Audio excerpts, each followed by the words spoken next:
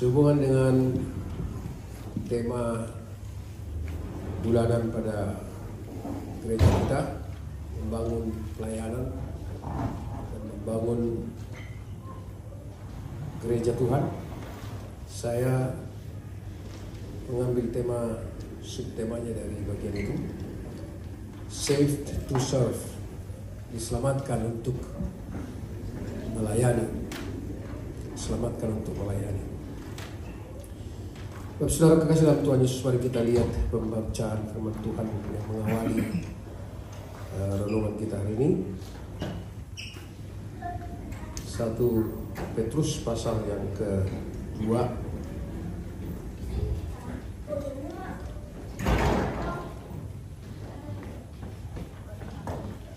ayat 9 dan 10. 1 Petrus 2 ayat 9 dan 10. Kalau sudah ada, boleh ditampilkan. Kita bersama-sama membaca bagian firman Tuhan ini. 1, 2, 3. Tetapi kamulah bangsa yang terpilih, umat yang rajani, bangsa yang kudus, umat kepunyaan Allah sendiri, supaya kamu memberitakan perbuatan-perbuatan yang besar dari Dia yang telah memanggil kamu keluar dari kegelapan kepada terangnya yang ajaib. Kamu yang dahulu bukan umat Allah, tetapi yang sekarang telah menjadi umatnya, yang dahulu tidak dikasihani, tetapi yang sekarang telah beroleh belas kasihan. Demikian pembacaan firman Tuhan. Ini adalah surat yang ditulis oleh Petrus. Dari ayat itu kita bisa melihat pertama, arti kata dari gereja. Di dalam terjemahan bahasa Indonesia tidak ditulis kata gereja, tetapi dari ayat 9 di situ ada istilah yang disebut dengan dipanggil keluar. Yang telah memanggil kamu keluar dari kegelapan kepada terangnya yang ajaib. Dipanggil keluar itu dalam bahasa Ibrani-nya disebut ekkaleo, eklesia. Ek itu keluar dari, eklesia atau dalam kata dasarnya kaleo, memanggil.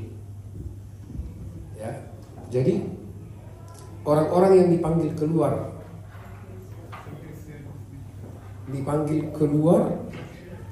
dari mana, saudara? Ayat itu kan mengatakan yang telah memanggil kamu keluar dari kegelapan. Kegelapan mana? Kegelapan dosa. Memanggil keluar dari kegelapan dosa, dari dunia yang gelap ini, kepada terangnya yang ajaib. Ya. Jadi di situ ada kata eklesia.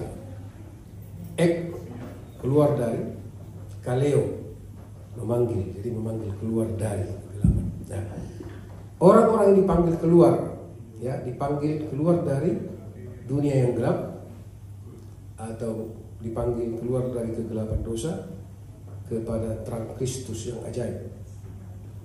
Bapak Ibu saudara kekasih dalam Tuhan Yesus Kristus, setiap kita, saya dan saudara semua yang ada di sini, yang mengaku sebagai orang percaya, kita adalah gereja yang dipersatukan, yang dipersekutukan. Jadi kadang-kadang perlu kita terus dengungkan dan luruskan, gereja itu bukan gedungnya, tapi setiap pribadi, setiap orang yang dipanggil keluar dari kegelapan.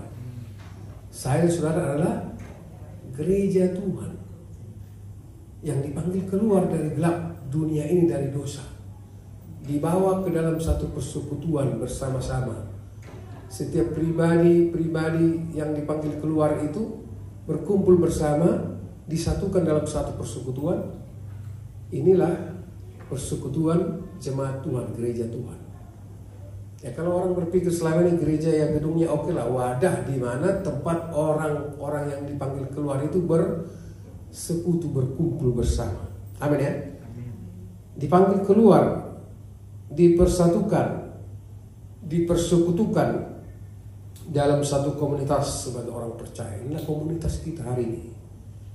Diperlengkapi dengan terang dan kuasa Kristus. Ini luar biasa loh. Diperlengkapi kita dengan terang dan kuasa Kristus untuk diutus kembali. Kemana? Setelah kita dipanggil keluar, dipersekutukan dalam persekutuan orang percaya, diperlengkapi dengan kuasa dan terang Kristus, diutus kembali kemana? Ke tengah dunia yang gelap, supaya dunia yang gelap menjadi terang dengan kehadiran kita. Amin ya. Ini harus mantap ini dalam pikiran hati kita bahwa kita adalah gereja Tuhan. Diutus, jadi nggak hanya pendeta yang diutus ke dunia untuk memberitakan Injil, tapi semua kita yang telah dipanggil keluar. Ya. Karena itu mari kita lihat, perlu kita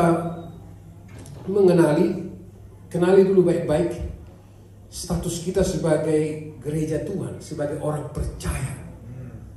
Kenali dulu baik-baik statusnya, status saya dan saudara sebagai orang-orang yang dipanggil keluar dari kegelapan. Kita kenali dulu baik-baik. Di dalam ayat itu ada. Ya. Kenapa kita perlu mengenal benar-benar status kita sebagai eklesia, sebagai orang dipanggil keluar, supaya kita punya visi ke depan, supaya kita punya tujuan ke depan untuk melaksanakan apa yang menjadi kehendak Tuhan. Kita lihat, kenali baik-baik status kita sebagai orang percaya atau sebagai gereja. Yang pertama, di dalam ayat itu, ayat yang ke-9, tetapi kamulah bangsa yang terpilih. Ada di situ ya. Kamulah bangsa yang terpilih. Coba katakan kiri kanan, kamu adalah bangsa yang terpilih. Kamu adalah bangsa yang terpilih. Siapa yang pilih? Siapa yang pilih? Kenapa dipilih? Adakah sesuatu yang lebih dari saudara sehingga dia mau pilih kita? Nggak ada. Terpilih, namanya terpilih. Bukan saya yang pilih, dia yang pilih. Apa alasan dia pilih? Karena dia mau pilih, ya kan? Nggak ada standar dari saya sehingga dia mau pilih saya untuk menjadi bangsa atau milik kepunyaannya nanti ada itu. Alasannya apa? Karena memang dia mau memilih kita. Ya Pak, dia pilih. Luar biasa. Kenali baik-baik status kita sebagai orang percaya. Dipilih.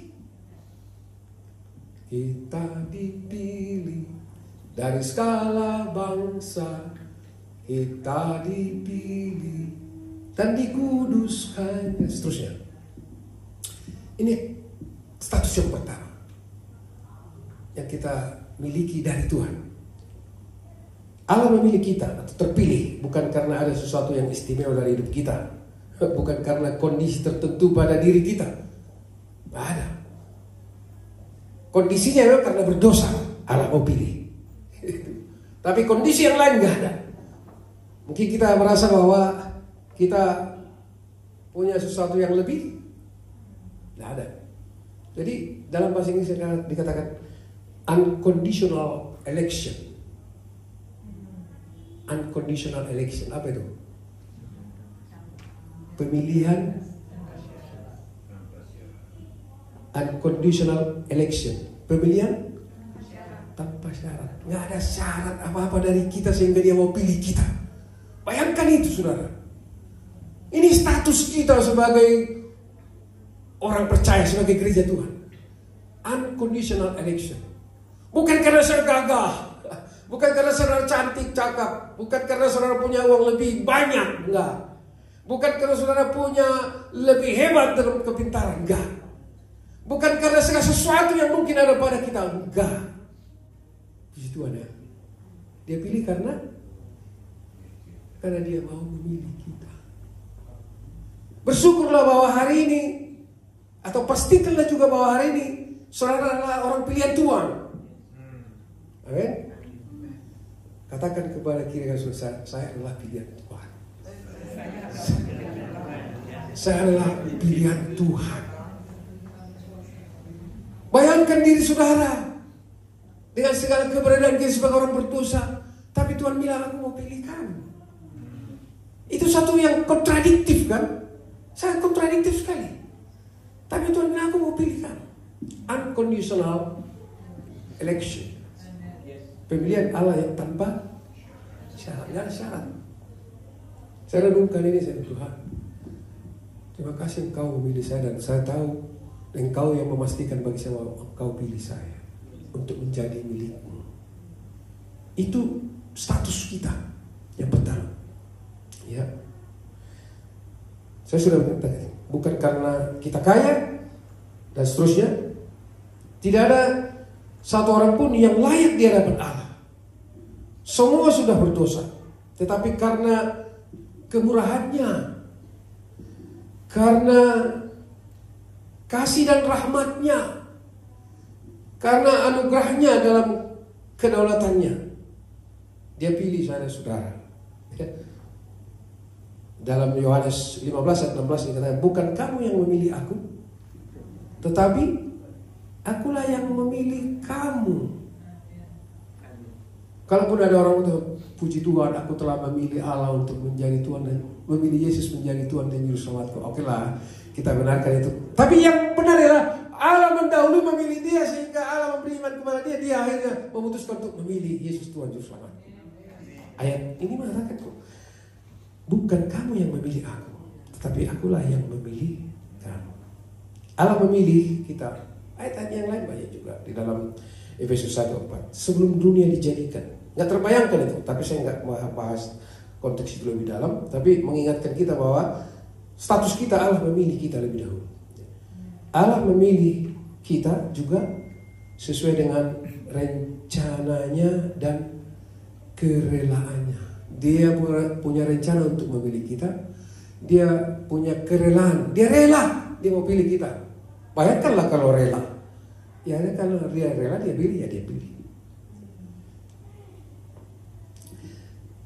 Tujuan pemilihan Allah selain untuk keselamatan kita, yang jelas tujuan Allah memilih kita supaya kita diselamatkan. Selain itu, di dalam ayat yang berikut kita lihat tujuan Allah memilih kita. Ini masih status yang pertama ya. Tujuannya untuk dipakai sebagai batu-batu hidup. 1 Petrus 2 ayat 5. Kita baca dulu itu. Dan biarlah, boleh sama-sama. Ada ya? Enggak ada ayatnya. Dan 1, 2, 3. Dan biarlah kamu juga dipergunakan sebagai batu hidup untuk pembangunan suatu rumah rohani bagi suatu imamat kudus, untuk mempersembahkan persembahan rohani yang karena Yesus Kristus berkenan kepada Allah. Dalam pembacaan bagian depannya, biarlah kamu juga dipergunakan sebagai batu hidup untuk pembangunan suatu rumah rohani, batu hidup. Tujuan pemilihan Allah ya untuk menyelamatkan kita, juga untuk dipakai sebagai batu-batu hidup. Coba lihat, tunjukkan gambar. Ada 2 susunan batu. Ya, saya coba cari gambarnya. Mungkin menolong kita memikirkan soal bagaimana Tuhan memilih kita. Untuk tujuan, ada batu hidup itu ada 2, satu ini. Coba kira-kira rapi nggak batu itu? Sama nggak batu itu? Ukurannya? Tidak, tapi rapi susunannya ya. Rapi susunannya. Rapi susunannya ya.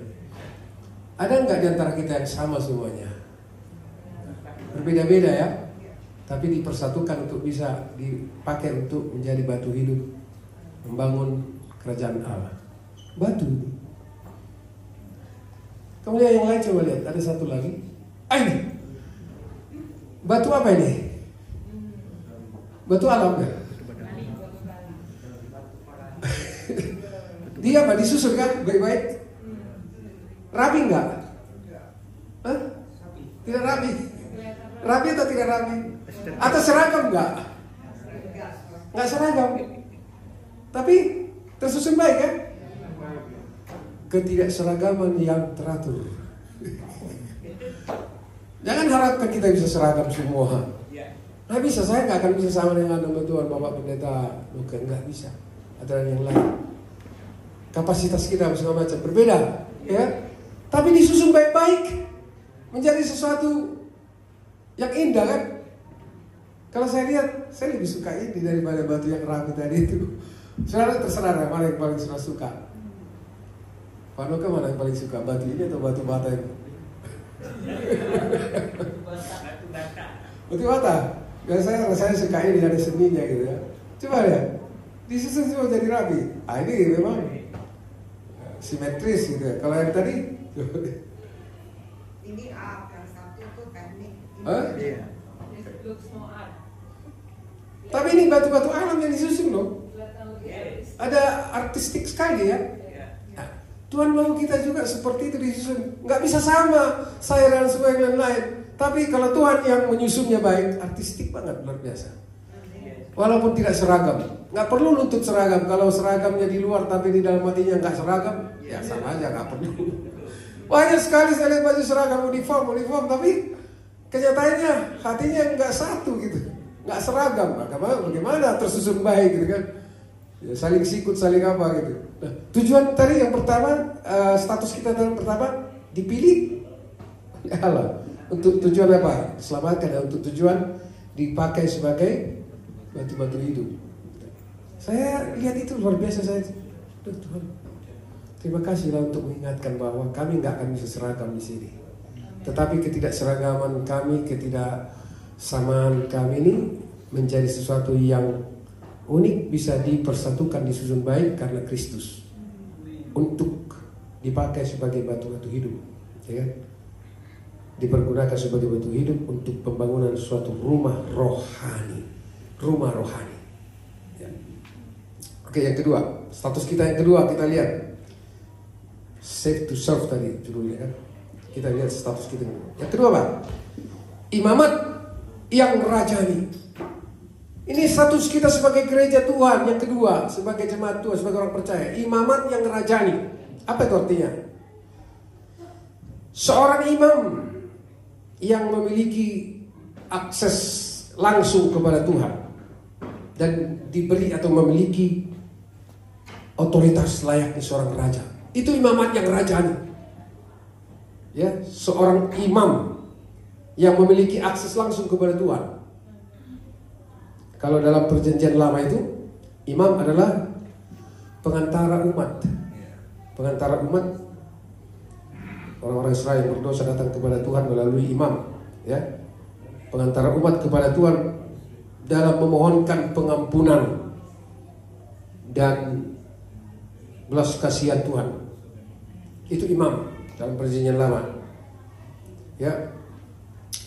Saya saudara sebagai gereja Tuhan, sebagai orang percaya, dikaruniakan status sebagai imamat yang rajani. Sebagai imam yaitu yang memiliki akses langsung kepada Tuhan. Saudara nggak perlu lagi cari pendeta, pastor apa semuanya untuk apa? Seperti di gereja Katolik kan berdosa datang dulu ke pastor, cari pastor tolong doakan. Sebagai orang percaya kita sudah punya akses langsung kepada Allah untuk diri kita minimal, ya. Dan juga menuntun orang lain datang kepada Tuhan. Ini imamat yang rajani, ada kuasa keimaman dalam diri kita yang penuh otoritas dari Tuhan. Sebagai seorang raja punya otoritas. Untuk apa? Untuk menuntun orang lain datang kepada Tuhan. Ini status hidup luar biasa loh, spesial. Kadang-kadang orang percaya nggak menyadari. Kita harus sadari ini bahwa pada diri saya sebagai orang yang dipilih Tuhan melekat status sebagai imamat yang rajani. Seorang imam yang diberi kuasa Tuhan untuk menghubungkan orang kepada Tuhan. Luar biasa ini. Imamat yang rajani. Jadi kalau ada orang sakit, udah sekarat, dan sungguh-sungguh butuh doa kita, apa harus tunggu Pak Pendeta dari jauh datang untuk mendoakan? Sudah ambil tindakan apa? Berani berdoa untuk dia bilang, tolonglah saya udah mau mati, saya mau percaya Tuhan Yesus. Panggil dulu pendeta 2 jam datang, setengah jam lagi udah mati. Status kita sebagai seorang imamat yang rajani berdoa dalam nama Yesus, doakan. Benar ya? Status itu diberikan kepada kita. Biasa. Gak usah takut. Kalau benar kita adalah orang pilihan Tuhan, Dia sudah berikan kita status sebagai orang pilihan dan diberikan status sebagai imam yang rajani. Amin ya. Puji Tuhan. Jadi kemanapun kita melangkah, melekat status itu ingat, oh saya ini imamat yang rajani. Saya ini seorang imam antara diri saya kepada Tuhan, dan saya mau menjadi pengantara orang lain kepada Tuhan. Orang yang belum mengenal Tuhan, ada tanggung jawab kita untuk menjembatani dia kepada Tuhan. Saya nggak tahu ini kebenaran seperti ini terlalu berat kan kita sampaikan, tapi ini penting. Sehingga dimanapun kita berada, sebagai orang percaya, sebagai gereja Tuhan, kita ada di situ sebagai imamat yang rajanya, ada otoritas Allah. Kalau orang sakit di situ, doakan dalam nama Yesus. Ataupun kalau lihat situasinya dia lagi bermasalah, kita lihat perlu didoakan, doakan. Perlu kita bimbing kepada Tuhan, bimbing. Sampaikan kepada, sampaikan. Itu imamat. Status luar biasa loh, saudara. Karena untuk itulah kita ada. Save to serve. Diselamatkan untuk melayani. Ya. Jaga dan hargai keimaman saudara yang penuh otoritas sebagai orang pilihan Tuhan. Jaga ya Bapak Ibu, keimaman saudara yang di dalamnya ada otoritas Tuhan. Selalu jaga dan juga pergunakan.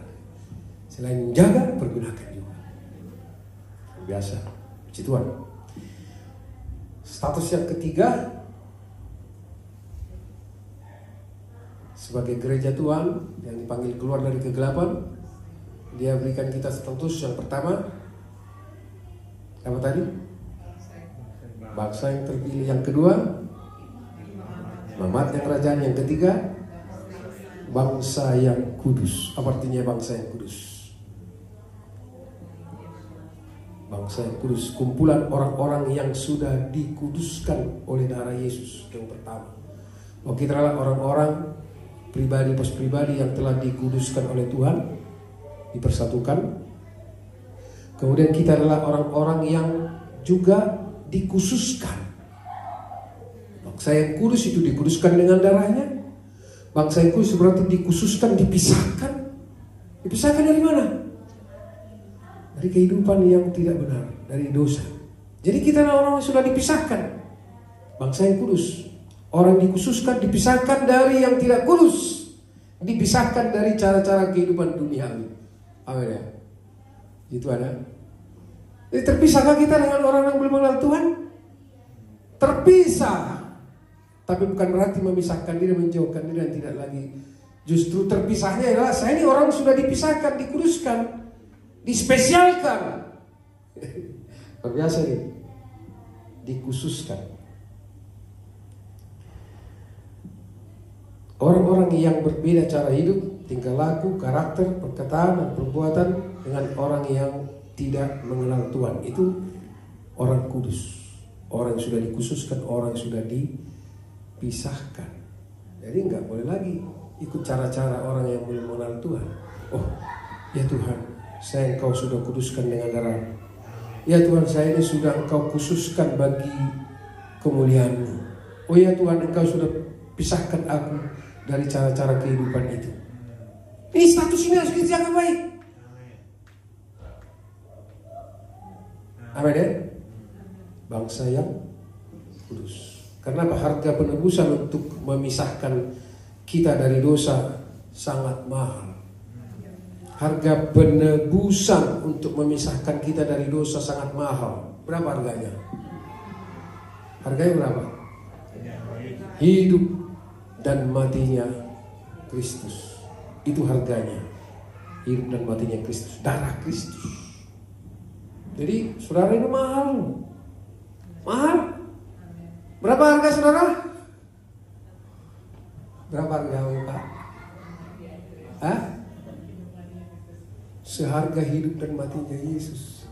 Jadi kalau itu kita ingat terus, status saya loh, bangsa sudah dikhususkan, mahal sekali Tuhan Yesus membayar harga untuk menebus saya. Berapa harganya? Hidup dan matinya Yesus Kristus. Itulah harga saudara. Berani jual? Jangan jual. Jangan jual murah. Pun jual mahal pun enggak. Tidak ternilai harganya. Karena Allah yang kekal itu datang ke dalam dunia untuk membayar harga penebusan kita. Lunas. Lunas. Bukan kredit. Lunas. Amin. Lunas. Jadi harga saudara, dimanapun kita berada, kemanapun kita beringat, oh saya ini harganya mahal. Sudah dibayar dengan darah Yesus. Darah yang mahal. Ya Tuhan, saya mau hidup bagi kemuliaan-Mu. Amin. Ya Tuhan, saya mau saksikan itu kepada orang lain. Karena save to serve. Diselamatkan untuk melayani. Seterusnya. Ya Tuhan. Dalam perjanjian lama, Allah memilih dan mengkhususkan bagi dirinya suatu bangsa supaya menjadi berkat bagi bangsa-bangsa lain, itu Israel. Dan perjanjian lama itu konteksnya. Dalam perjanjian baru, pada zaman kita ini, umat yang telah ditebusnya dan yang telah dipisahkannya menjadi suatu bangsa untuk menjadi berkat bagi dunia di mana kita hidup. Amin. Untuk menjadi berkat bagi dunia di mana kita hidup. Jadi berkat banyak cara ya. Nanti kita lihat. Karena itu ingatlah saudara, saya dan saudara adalah bangsa yang telah dikhususkan oleh Tuhan. Nah, sebelum lanjut, 3 status yang sudah saya sampaikan. Pertama, status kita sebagai orang percaya, bangsa yang terpilih. Yang kedua, umat yang ada. Yang ketiga, bangsa yang kudus. Yang keempat kita lihat, nah, umat kepunyaan Allah sendiri. Umat kepunyaan Allah sendiri. Katakan kepada kiri kanan saudara, aku ini umat kepunyaan Allah. Aku ini umat kepunyaan Allah. Katakan, aku ini umat kepunyaan Allah. Aku ini umat kepunyaan Allah. Bukan miliknya orang lain. Bukan miliknya iblis. Bukan miliknya kuasa kegelapan dan dosa. Tapi milik Tuhan. Saya ini milik Tuhan. Milik. Siapa yang bangga jadi milik Tuhan? Puji Tuhan. Banggalah. Aku bangga jadi milik Tuhan. Kalau kita milik Tuhan, ini luar biasa ya. Ada nggak hal-hal yang perlu lagi kita takutkan sebenarnya? Harusnya enggak ya. Kalau kita milik Tuhan, artinya ya, wah kita nggak berhak lagi atas diri kita sendiri. Enggak. Selalu cari, ini kehendak Tuhan atau enggak? Kemauan Tuhan atau enggak? Apapun yang mau kita putuskan dan kita lakukan, ingat, Tuhan ini kehendak-Mu atau enggak? Supaya jangan salah bahwa ini kehendakku, ternyata ini bukan kehendak Tuhan, ini kehendakku. Salah melangkah. Tuhan bilang, ku ajar dia. Ya. Maaf. Umat kepunyaan Allah sendiri artinya kaum milik Allah. Kaum milik Allah ya. Saya dan saudara bukan milik saudara lagi. Ya, kita ini milik Kristus yang telah membayar lunas semua hutang dosa supaya mengabdi bagi kemuliaannya. Minggu lalu kata itu juga sudah dibahas sama Pak Pendeta untuk mengabdi. Jadi kepunyaan Allah. Kalau kita kepunyaan Allah, kita punya, oke, Ada enggak barang yang paling saudara sayang di rumah hari ini? Milik saudara. Milik saudara. Apa? Milik kepunyaan barang lembur sekarang yang ada dan sangat disayangi. Boleh lah ada kalau ada kan. Mobil? Punya mobil? Pasti punya mobil. Oh, paspor. Oh, Ibu Tati, apa yang kau punya hari ini? Yang apa ini? Oke lah, yang harta warak lah apa? Paspor citizen? Oh, puji Tuhan nggak? Berharga kan? Berharga kan? Apa yang berharga dalam diri itu? Itu siapa namanya sorry? Bu Febri. Apa? Paspor apa nih? Legalitas kita nggak bisa. Paspor untuk izin legalitas di tempat ini, puji Tuhan. Apa lagi, Bang Papa Nona? Apa harga yang barang? License, nggak license, tangkap polisi bayar $15 mahal itu. Jaga baik-baik. Barang yang kita punya tahu berharga buat kita, jaga baik-baik kan. Apalagi kita ini milik Tuhan. Harta milik Tuhan ini kita ini disayang nggak? Disayang, dijaga oleh Tuhan. Wah, puji Tuhan. Ya. Apa tadi? Umat kepunyaan Allah sendiri. Dia punya kita punya dia. Kita ini milik dia. Kalau kita hanya punya barang, ya terus terang aja ya. Kami masih sewa mobil di 1 minggu bayar 150, ya. Saya sayang mobil itu. Karena apa? Iya. Kalau nggak ada itu kami nggak bisa pergi jauh kerja dengan Bang Janda. Perjalanan pulang pergi 160 kilo pulang pergi. Saya jaga baik-baik mobil itu. Jangan sampai ditangkap polisi atau jangan sampai nabrak. Karena kalau udah rusak, tabrak apa masalah, repot, nggak bisa kerja. Kalau nggak bisa kerja, nggak ada duit. Kalau nggak ada duit, nggak bisa bayar rent, diusir. Begitu kalau sedih, benar nggak? Jaga baik-baik. Nah ini gambar analoginya, milik kepunyaan. Kalau kita sendiri punya sesuatu yang kita anggap itu penting dan kita sayang baik, kita jaga. Apalagi kita ini yang sudah ditebus oleh Tuhan, milik kepunyaan Tuhan. Dipuji Tuhan. Maka kalau Tuhan sendiri hargai itu, apalagi kita harus hargai. Amin ya. Hargai diri saudara sebagai milik kepunyaan Tuhan. Tuhan. Sehingga kita dengan senang hati melayani. Kita punya Tuhan, layanilah Tuhan. Pekerjaannya orang lain, bantu orang lain, mau nolong, mau apa, lakukanlah. Karena kita milik Tuhan, sudah ditebus. Jadi 4 status ini begitu powerful bagi kita untuk melangkah ringan untuk melayani Tuhan dan pekerjaan Tuhan. Apa yang pertama tadi? Oke, supaya saudara ingat, saya ingat satu lagu. Lagunya begini. Kamulah bangsa yang terpilih, imamat rajani, bangsa yang kudus, umat kepunyaan Allah, untuk memberitakan perbuatannya yang memanggil engkau dari gelap pada terangnya yang ajaib. Terima kasih mengingatkan lagu ini. Hafal aja dengan lagu. Kamulah bangsa yang terpilih, imamat rajani, bangsa yang kudus, umat kepunyaan Allah, untuk memberitakan perbuatannya yang memanggil engkau dari gelap pada terangnya yang ajaib.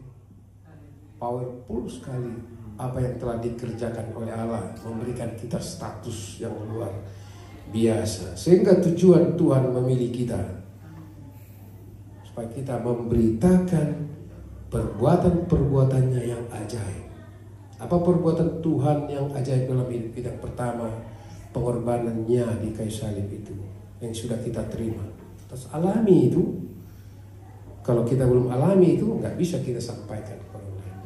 Perbuatan yang lain apalagi tiap-tiap hari dalam kehidupan kita yang kita bisa rasakan bagaimana Tuhan menolong memberkati kita, pun boleh kita sampaikan, beritakan, bagikan kepada orang lain. Beritakan perbuatannya yang ajaib. Kemudian apa lagi?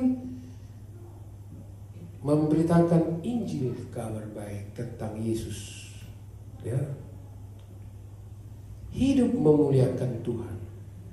Melalui hidup kita orang mengalami Kristus. Amin ya. Melalui hidup kita orang mengalami Kristus. Coba katakan kepada kita, melalui hidup saya orang mengalami Kristus. Melalui hidup saya orang mengalami Kristus. Melalui hidup saya orang mengalami Kristus. Ini tujuannya. Tuhan memilih kita. Melalui hidup kita orang mengenal Kristus juga. Dan melalui hidup kita menghasilkan buah kehidupan. Seperti yang Yesus katakan, bukan kamu yang memilih aku yang memilih kamu, supaya kamu pergi dan menghasilkan buah yang banyak dan tetap. Ya. Luar biasa. Orang lain harus menikmati buah yang manis dari kehidupan kita. Itu tujuan Tuhan memilih kita. Orang lain harus menikmati buah yang manis dari kehidupan kita. Apa contohnya nomor buah yang manis? Contohnya gini, kita belum ngomong aja datang ke tempatnya. Aduh, enak sekali kalau dia datang. Spiritnya langsung berubah. Ih, luar biasa loh. Pak itu datang, senang kita. Ya, belum bicara, apalagi kalau udah ngomong di sepatah kata, aduh lega sekali dong, udah kasih tahu kebenaran buat kita ya. Sebaliknya jangan, woi awas, apa awas, awas. Okay. Orang lain menikmati buah yang manis dari kehidupan kita sebagai orang pilihan Allah. Ya. Saya lompat dulu, saya nggak mau bahas terlalu banyak karena waktu kan.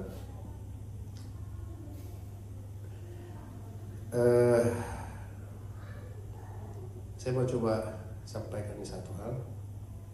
Sebagai orang-orang pilihan Allah atau orang-orang yang sudah diselamatkan, Tuhan memberikan kita masing-masing kapasitas, ya, besar atau kecil, tetapi memiliki nilai yang sama di mata Tuhan. Apa peran kita? Nah, ini peran. Pertama, pertanyaan ini, apa peran kita? Apakah problem maker? Enggak ya? Problem maker? Bukan? Bukan.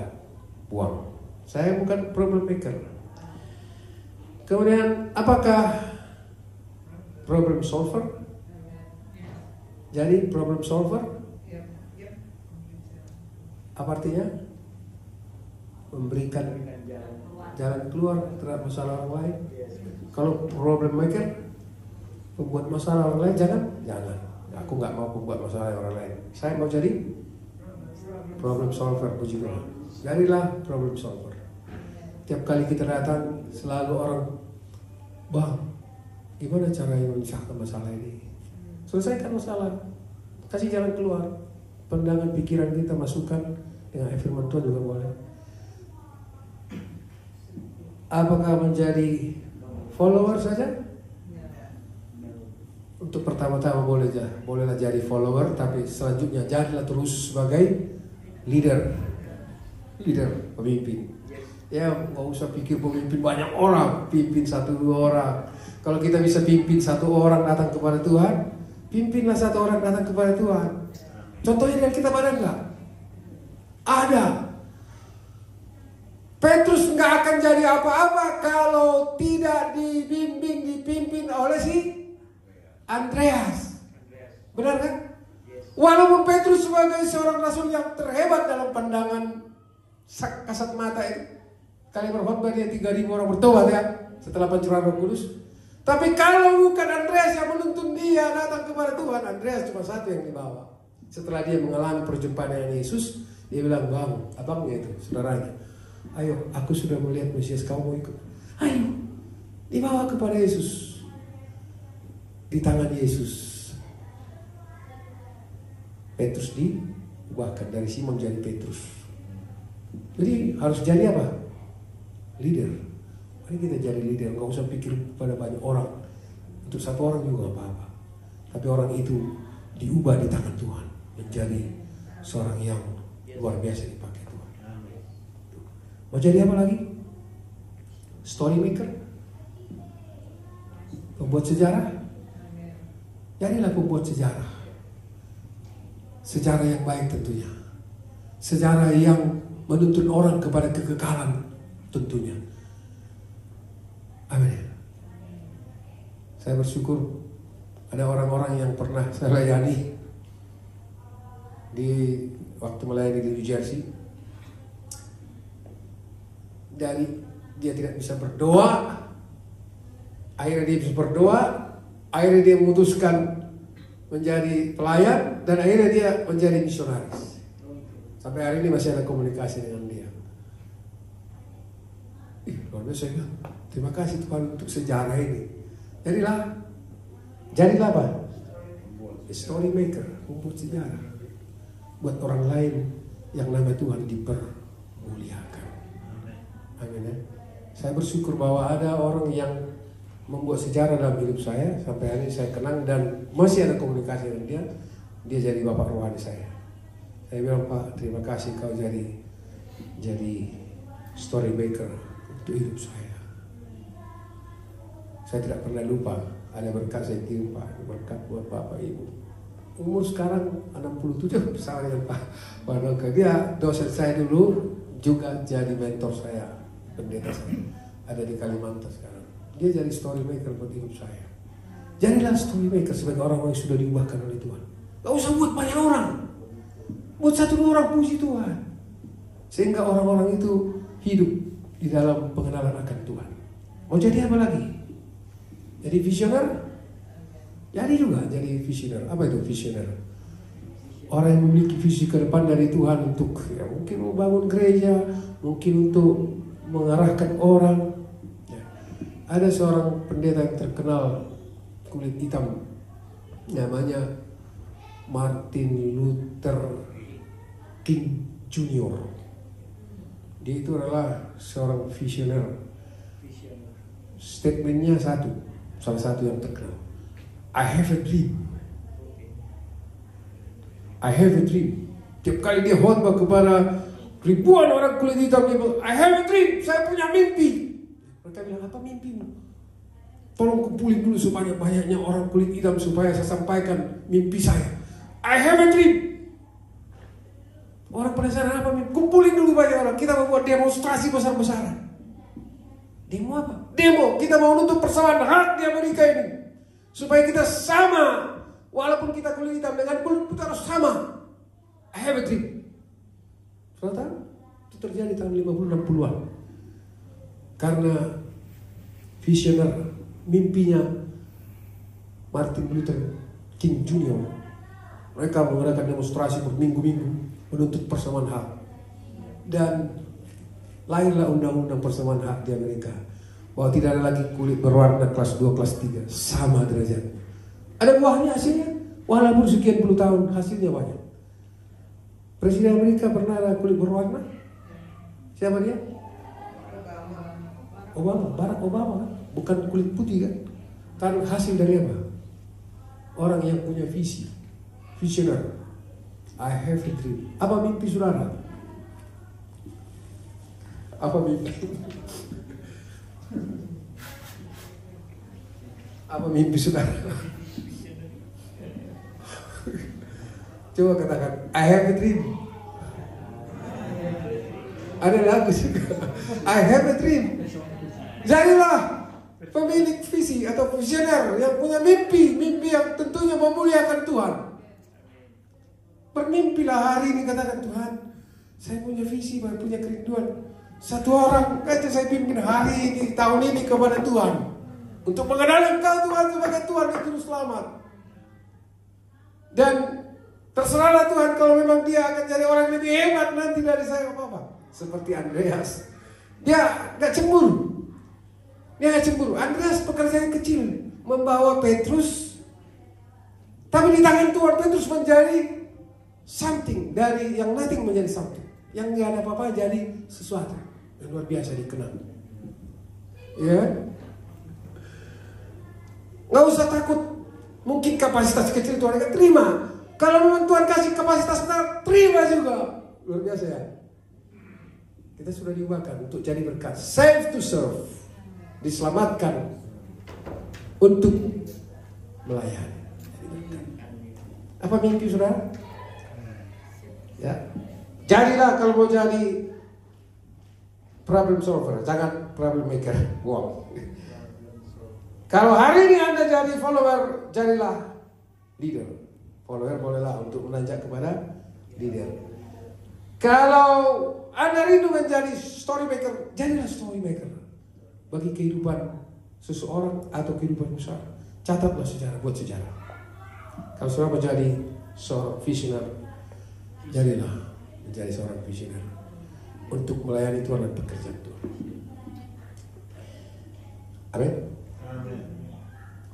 Setiap orang minimal, kalau orang percaya minimal memiliki satu karunia roh. Saya tidak mau bahas ini, mungkin minggu depan aja, terlalu panjang nanti. Karena itu saudara kekasih dalam Tuhan Yesus Kristus, kita dipilih dan diselamatkan untuk melayani.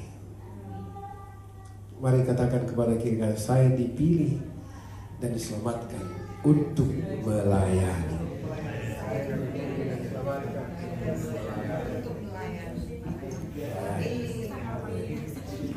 Melayani bukan harus jadi pendeta.